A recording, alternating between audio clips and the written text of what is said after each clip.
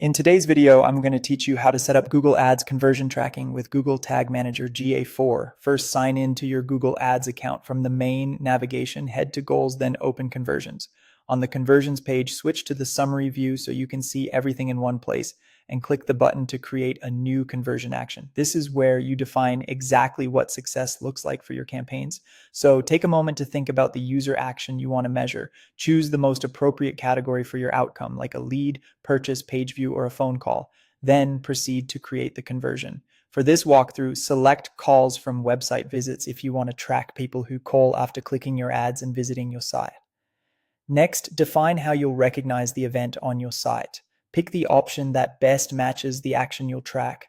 Confirm by choosing to use this event, and then save and continue. And don't worry if the wording varies slightly in your account, the flow is the same.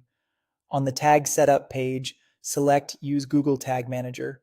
You'll see a conversion ID and a conversion label. Copy those values or keep the page open. You'll need them in just a moment. Now switch to Google Tag Manager and open your website's container. Before adding the conversion, make sure conversion linker tag is active and set to fire on all pages. This tag preserves ad click information and is essential for accurate attribution. Also go to Variables, click Configure, and enable the built-in click variables so GTM can evaluate link clicks and button interactions during testing. Create your Google Ads conversion tag, add a new tag, choose the Google Ads conversion tracking template, and paste in the conversion ID and conversion label from Google Ads. For the trigger, select the interaction that represents your conversion. For call tracking, a common choice is a click trigger that fires on link clicks where the URL starts with tel, or on a specific phone element using a CSS selector. If you're already sending a GA4 event that represents the same action, you can fire this tag when that event occurs to keep your measurement consistent. Test everything in GTM preview mode.